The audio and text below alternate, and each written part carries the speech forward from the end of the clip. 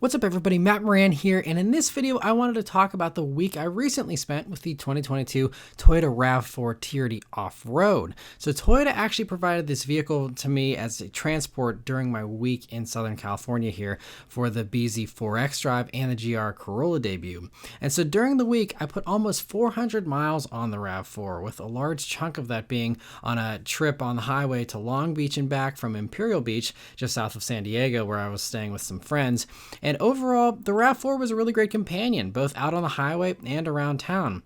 And I've already done a full review on the RAV4 back in 2018 when this generation debuted, along with reviewing the Prime version back in 2020, but I was curious to see if the TRD Off-Road version would be as nice to live with. And even though the changes aren't too aggressive, the TRD Off-Road does get unique springs that are tuned to be softer, 0.2 inches more ground clearance, and slightly more aggressive Wild Peak all-terrain tires on unique 18-inch wheels. I was concerned that these changes would make the RAV4 handle worse and make it less comfortable on the highway. Thankfully though, it turned out to be much better than I expected. RAV4s in general aren't known for sporty performance and aren't the quietest in their segment either. Those crowns go to the Mazda CX-5. But from my experience, the TRD Off-Road was barely any noisier and still just as much of a comfortable cruiser over those hundreds of miles on the highway as a regular RAV4. And while the limits were a tiny bit lower for the TRD Off-Road version, it still has a torque vectoring all-wheel drive system to help you out when it's pushed a little bit too much. It also was less compromised than I was expecting when it came to fuel economy. Over my nearly 400 miles, which also included some around town driving, I averaged 32.2 mpg, which matches the 32 miles per gallon that the EPA ratings say it'll do, but that was even with city driving dragging that down a little bit. When I was doing nothing but highway driving earlier in the week, I was getting over 34 miles per gallon, overperforming those EPA estimates while still having 8.6 inches of ground clearance, all-terrain tires, the blocky SUV shape, all that. It's hardly a recipe for great fuel economy, so that's why, I was pretty impressed to see that. Other takeaways for me were that while the interior is getting a little dated, it still works great. The seats are comfortable, and the extra little bonus cubbies that there are placed around the interior there are nice little touches as well. This Cavalry blue color that's new for 2022 also looks great, as do the new headlights, which are redesigned here for 2022.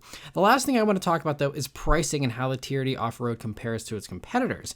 So this TRD Off-Road trim is priced at about $39,000 as tested, with its nice touches like cooled seats, heated steering wheel, camera rearview mirror, and wireless charging pad, but they start at about $37,500.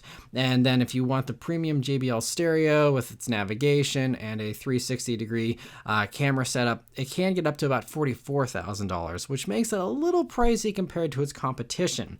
The most direct competitors, in my opinion, I'm going to cover here are the Subaru Forester Wilderness, the Outback Wilderness, and the Ford Bronco Sport Badlands. So first, the Forester is the closest competitor, closely matching the RAV4 in size and shape. And I haven't reviewed the Forester Wilderness yet, but what I can say is that it takes the off-road thing a little more seriously, having over a half an inch more ground clearance, along with a shorter final drive ratio and slightly more off-road tuned all-wheel drive system with X modes for loose terrain and handling that stuff a little bit better. Plus, a comparable Forester is about $3,500 cheaper, costing about $34,000. The trade-off, though, is that the Forester has about 20 less horsepower, a CVT transmission, and it does 4 mpg less on the highway, which these days is more important than it used to be. It also lacks the cooled seats, the heated steering wheel options that the RAV4 offers, which, by the way, the RAV4 bundles in a package for only about $1,000 more. Very small upcharge for some really nice extra luxuries there in the RAV4. And so that, combined with the better fuel economy and the slightly better power, is why I'd say the RAV4 is worth a slight bit extra if you don't need tons of ground clearance. But for only about $1,500 more than this RAV4's $39,000 price tag, the Outback Wilderness does give you a turbo motor with 260 horsepower, plus almost a full inch more ground clearance than what you get with the RAV4. And the trade-offs there are the same as the Forester though, where you still don't have an option to get cooled seats or a heated steering wheel, and fuel economy will be about 4 to 6 mpg less partially because of that turbo engine. Plus, during my week with the Outback Wilderness, I was kind of annoyed by the Imprecise throttle response that combined with the turbo's response and the CVT's power delivery just made for a car that was a little tricky to drive smoothly and just really wasn't natural feeling at all. It was really kind of weird the way they had that set up. With the RAV4's simple 8-speed automatic and its naturally aspirated engine, there's no surprises. It always drives like you expect it to, and just is a very pleasant driving experience. Lastly, though, the Bronco Sport Badlands is another one to consider. It's also on the more expensive side, coming in around $43,000 comparably equipped. The Badlands version does give you more power with its 250 horsepower turbo motor, but like the others, you pay a fuel economy penalty, doing about 5 mpg less combined and 6 mpg less on the highway.